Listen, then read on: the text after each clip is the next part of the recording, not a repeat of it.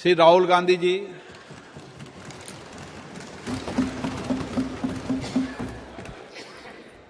Thank you, Speaker Sir. It's nice to be speaking for the first time in the new House in your presence. I stand in support of the Women's Reservation Bill.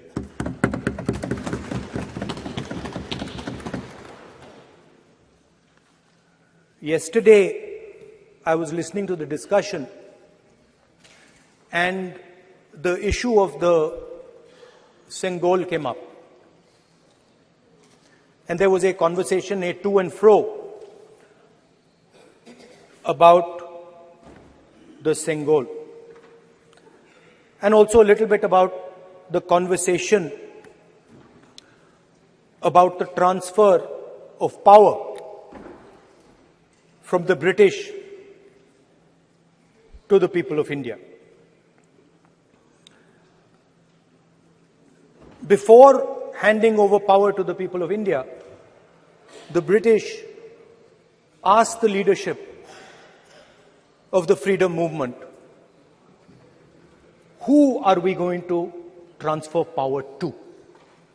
And of course, there was a little bit of arrogance in this statement because they viewed India as a poor country. And the revolutionary answer that our freedom fighters gave was, we are going to transfer power to the people of India. So we became a country that from its inception gave the vote to all our women. And this was a revolutionary thing at the time. We also gave the vote to every single community. And the vote was a mechanism of transfer of power. It was designed to further transfer power to the people of India. And if you look at the journey from independence, it's been that journey.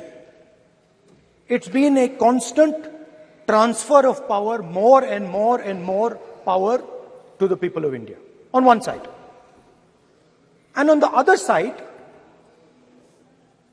the counter idea, that take away power from the people of India.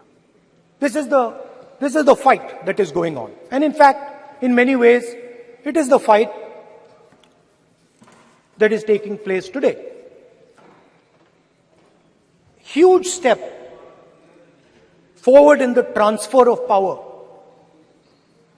to the women of India was Panchayati Raj, where they were given reservation and they were allowed to enter the political system at scale. And this is another step. It's a big step. It is not a small step. And I'm sure everybody in this room, the treasury benches, the opposition, everybody agrees that this is a very important step for the women of our country. They fought for independence. They are as capable as any man, in many ways more capable, and should be given as much space as they possibly can be given. There is one thing, in my view, that makes this bill incomplete. I would like to have seen OBC reservation included in this bill. I think it is very important that a large chunk of India's population, large chunk of India's women should have access to this reservation. And that is missing in this bill. There are also two things that seem strange to me. One is the idea that you require a new census to implement this bill. And the second is that you require a new delimitation to implement this bill. In my view, it is quite simple. This bill can be implemented today by giving 33% of the seats in the Lok Sabha and the Vidhan Sabha to India's women. And so I wonder if this is not designed to push the ball forward. To push the ball forward 7, 8, 9 years, and then let this thing play out the way it does. I know my friends tend to like to take the attention of people away from other issues. You know, there is of course the Adani issue, which is they always want to take the attention away. But there is another, I would like to say that. One of the things that, this is quite a nice building. Nice peacocks. Nice peacock feathers on the ground. Nice peacock feathers in the chair. It's a nice, tasteful building. But frankly, I would have liked to see the President of India in this process. The President of India is a woman. She represents the tribal community, and it would have been befitting to have her visible in this transfer from one house to the other. So, one of the things that the government likes to distract from, of course, is Mr. Adani. And there is another thing that the government likes to distract everybody from. And that thing is called the caste census. For some reason, and I don't quite understand what this reason is, the moment the opposition raises the issue of caste census, the BJP tries to create a new distraction, a new sudden, event, so that the OBC community and the people of India look the other way. In my research for this speech, I took a look at the different institutions that define how our country moves forward. There are many.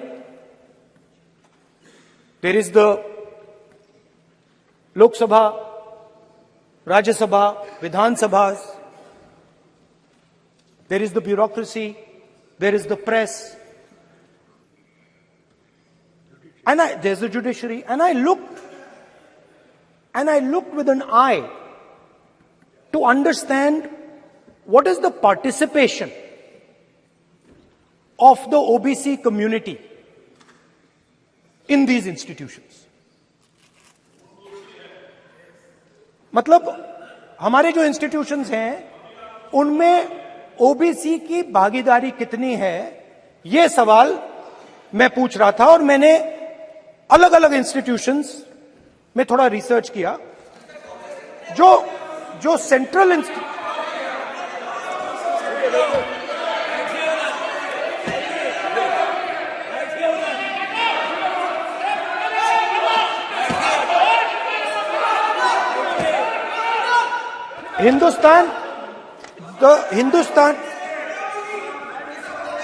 the central, don't worry, don't be scared, we are discussing, डरो मत, हम caste census की बात कर रहे हैं, डरो मत.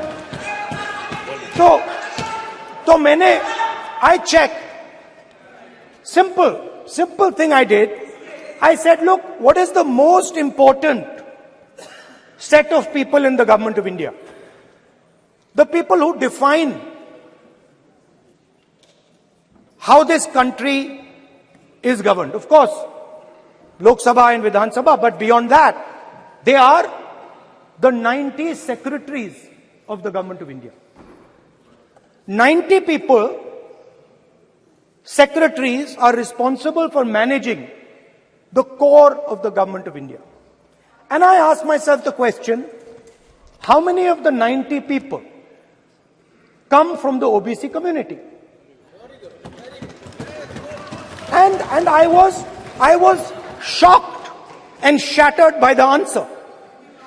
मैंने ये सवाल पूछा कि ये जो 70 सेक्रेटरी हैं, 90 सेक्रेटरी हैं, ये जो हिंदुस्तान की सरकार को चलाते हैं, जो बजट को चलाते हैं, इनमें से ओबीसी कितने हैं? नरेंद्र मोदी जी प्रधानमंत्री हैं, ओबीसी के लिए काम करते हैं। मैंने ये सवाल पूछा। मैं आपको जवाब देना चाहता हूं, हिंदुस्तान के सेक्रेटरीज 90 में से सिर्फ 3 ओबीसी से हैं। और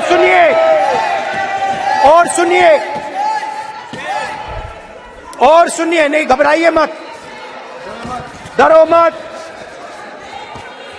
और सुनिए, ये जो सेक्रेटरीज हैं जो ओबीसी कम्युनिटी से हैं, ये हिंदुस्तान के सिर्फ 5% बजट को कंट्रोल करते हैं। मतलब अगर हिंदुस्तान का बजट 44 लाख करोड़ का है, तो ये 2.47 लाख करोड़ मतलब 5% कंट्रोल करते हैं। और सुनिए, मैं कर रहा हूं, मैं वहीं आ रहा हूं।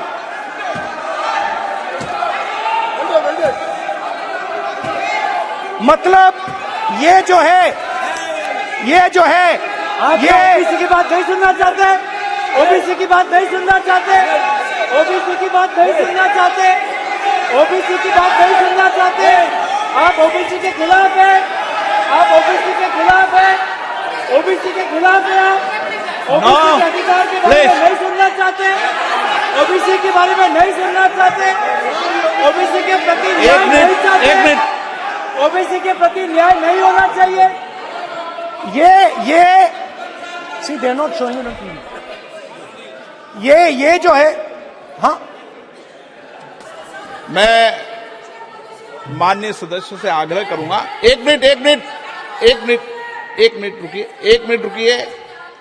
माननीय सदस्य से मैं आग्रह करूंगा, एक तो ये महिला आरक्षण बिल है, और दूसरा सभी माननीय सदस्य समान है। डरो मतो ये शब्द इस पार्लियामेंट में नहीं बोलना चाहिए।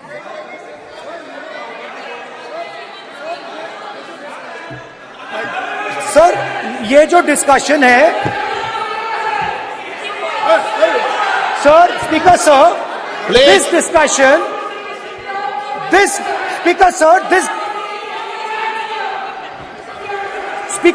this discussion is about the transfer of power to the people of India. The women being one group of the people of India and the OBC community being another group of the people of India. And I am elaborating that the OBCs, who number a huge percentage, have 3% of the 90 secretaries of this country and control and define 5% of India's budget. This is an insult and a shame to the OBC community. ये OBC community का अपमान है। तो सवाल उठता है कि इस देश में कितने ओबीसी हैं, कितने दलित हैं, कितने आदिवासी हैं, और उस सवाल का जवाब सिर्फ कास्ट सेंसस से मिल सकता है।